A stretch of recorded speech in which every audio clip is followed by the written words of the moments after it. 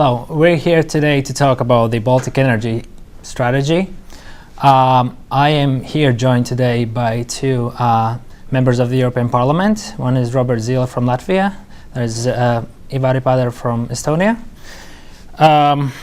Mr. Padar, the Baltic states are often called the energy islands. Can you elaborate on this for those that are not familiar with the terminology and with the situation in the Baltic states? This is a real situation today that we are like an island, and the reason is very simple. The reason is our past, that we are three former Soviet Union republics, and from this is so that of course our energy system and our transport system, they both are linked more like to the Russian side, in energy cases of course to Gazprom. And it's very important for us to be more independent. My position is not so that Russian gas is bad gas. It can be, but it must be more possibilities too. That we must to break the monopoly just, and this is very important.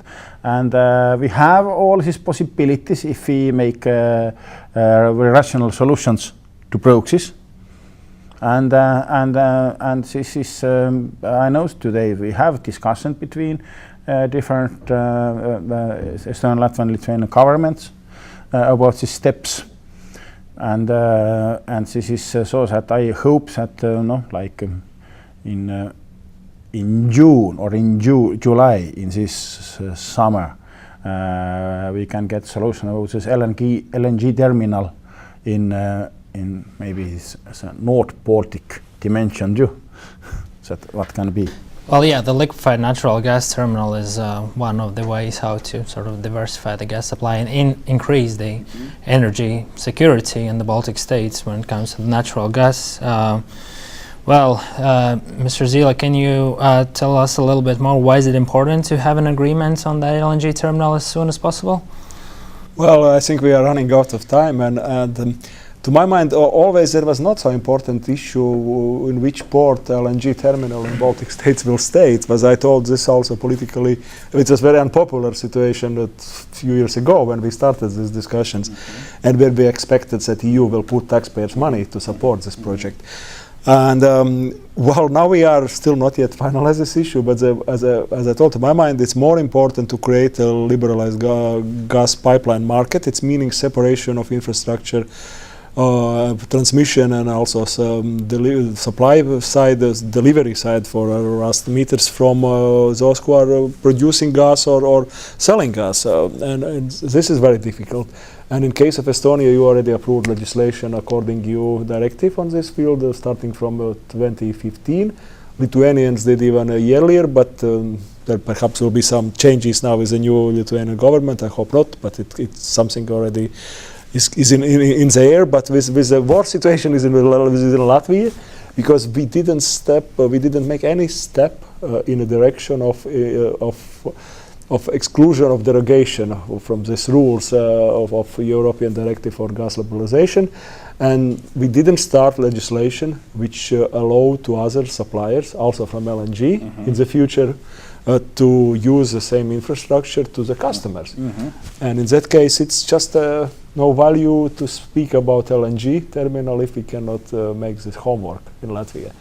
And I'm looking even forward more deeply in this situation. I think we have to create there are three ways according to EU legislation how you can separate this gas infrastructure to liberalize market with ownership and unbundling with an independent transmission operator or system operator. That means I think you already use this full ownership unbundling system. Lithuanians did the same, and I think for Latvia it's very important to follow the same direction. In that case, it's possible in the future to create joint so-called infrastructure enterprise in all three Baltic states, and in that case a market for gas suppliers, for other gas suppliers through the LNG, it became more serious. In other case, we have a less than 7 million population with some industry using gas, but we are not interesting market for liquefied natural gas suppliers. Yes. Even if we have a separate transmission system. Yes, this is three important points. It is one, of course, this is agreement and pipeline between Lithuania and Poland, of course, is important. LNG, like in Nordic, Baltic and Finland issues. Yes, of course, it's not highest question what port this is, but it must be LNG terminal. And of course, the problem is insurance. And of course, who is the owner of insurance? I think this is a problem too. But talking about the gas liberalization and in the context of third energy package, well, Latvia is falling behind, and at the same time, Lithuania, who was far ahead in many ways when it came to third energy package and implementation, well, its energy. No, it was actually an economy minister from Lithuania, Birutė Vīsaitė, recently said that Lithuania could have implemented the third energy package at a slower rate, and the argument she used was that they could basically just pay 20% less for the gas. So, Mr. Zīle, how do you answer that? Yeah, well, I think it's a worrying signal. And as far as I know from Lithuanians, the Prime Minister gave a bit different kind of mandate through the government to negotiators with Gazprom, who are negotiating this issue. And also Minister of Lithuania for Energy also is a more strong position. That's why Lithuanians have to discuss with Gazprom, of course, the situation, what they have. There is already some case in the European Commission is starting and so.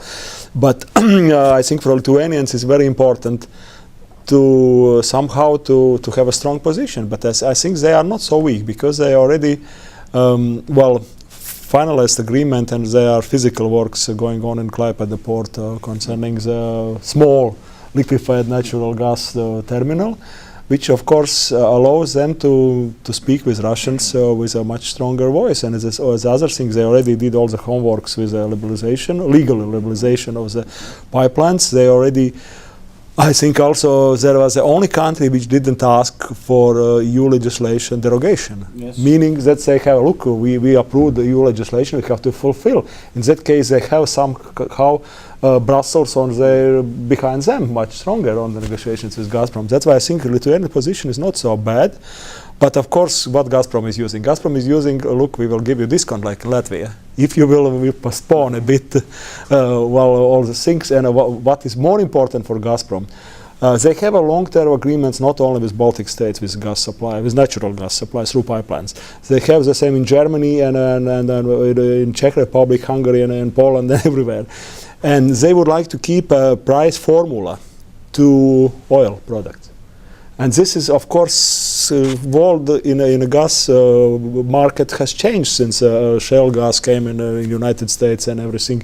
There are no more links between gas prices in hubs, in spots, and between oil price. And the only Gazprom is interested to keep this link. And says they can play with discounts, with their ratios, coefficients, and other things, how to play with each other. Because Belarusians, they are not so far from Estonia or Lithuania for a gas plus. They have a price, I think, 3-4 times less than we are paying. The same Ukraine are now pressed to pay higher price than we are paying now. That's a game. And why Gazprom is so weak in liquefied natural gas, that is a question. Because they are far behind the bigger global companies on liquefied natural gas export opportunities. They didn't create capacity in ports. They didn't invest in equipment to be serious players on liquefied natural gas. I think that the Lithuanian case is showing very well that how we need alternative systems. And of course, this is in our possibilities, I believe, between 5, 10, 15 years. To build up alternative structures, and we must do this. Right. But when it comes to energy market and unbundling, what are the main hurdles besides that?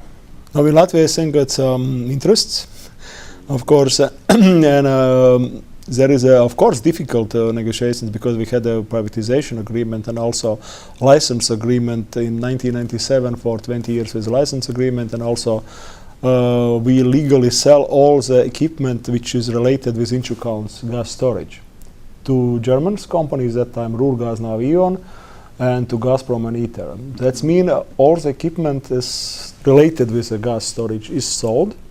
That's a legal status. With the land, of course, not. It's still lease land, but there are owners over the land, and according to Latvian civil law, you have rights to go deep in the land with your ownership. That is pretty complicated, and there is very, very many interests behind that.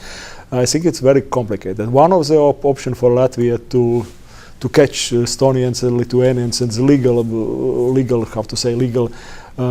legal pattern for create a gas market in Baltic states is to solve it. Perhaps we can say, look, we can separate two enterprises. We can keep storage enterprise belonging to with the Gazprom and ITER and Germans as a storage, and then you have a so-called delivery transmission system, which is separate enterprise. And look what they will do. They have to keep a gas. Anyways, that's their business in that case. And they have to get access to the pipelines.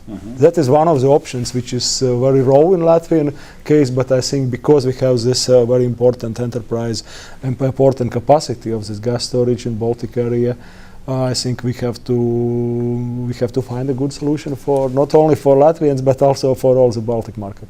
Yes, of course, and what I told, that of course, that LNG terminal discussions between Estonia and Finland. I hope that we can finish this discussion in this summer and really to start from next year to. But wouldn't be too late? We have a council meeting, I think, in late May now, and which is one of the issue, at least what we have information that finally. Prime ministers of Baltic states and Finland have to agree somehow on LNG, or regional LNG. This is so that both governments, Finnish government and Estonian government, they wanted to get independent analyze where is the best place in Finland or in Estonia. And of course, we must get this independent analysis quite quickly before midsummer. Yeah, before midsummer. Then we can to start this by time, possibly from in next year. That this is main question. Yeah, if we will postpone it, then we just will not get support from Connecting Europe facility money for the next 7 years, and it's mean LNG will be not in any country. And in that case, who will be the winner? Yes. we can guess who will be the winner in that case. That finally, of course, we started from this that it's not so important in which port this is, but important that it is reality. And of course, together with this, we need a Baltic connection pipeline in Finnish Gulf between Finland and Baltic state Estonia. That it's approximately half. That Finnish market, that 3 Baltic states market together, and Finnish market. This is 50%. That of course, to be in competition with these LNG terminals, of course, we need more capacity, and Finland help us. And actually, one more important for those who are not following. So, with the gas price dynamic, it's important for users to understand that the gas price, in case of Latvia, border price for gas, for heating and also for electricity production, since 2005 to 2012. Including grow up 3 times. And I suppose for Estonia a bit less because, but we have a 3 times higher price. At the same time, the trend for gas prices globally in the United States in a 4 years time, it's almost 4 times less than it used to be. And we are in a very difficult situation if we will not finally to cross a Rubicon in this field. Yeah, absolutely. And so, as a short closing question, so at what point could we see that the Baltic energy, or the Baltic states, won't be called energy islands? With energy islands, I guess. No, I think we are very strange islands in some cases in the Baltic because we historically belong for an empire for many years. They created all this infrastructure. Actually, we are islands only in the sense of you. borders. In other field, we are very well integrated. Yeah. in other empire system with gas and electricity is not so bad now. We recently created some infrastructure and also rules has much more developed in the gas market. But in gas, we are in an island in sense of EU, but not in a sense of geopolitical. Absolutely, and all these steps about what we discussed now. If we make all these steps, then it shows that this possibility for all these three Baltic states to be more independent in energy solutions, and we need this. We need this. Thank you very much, gentlemen.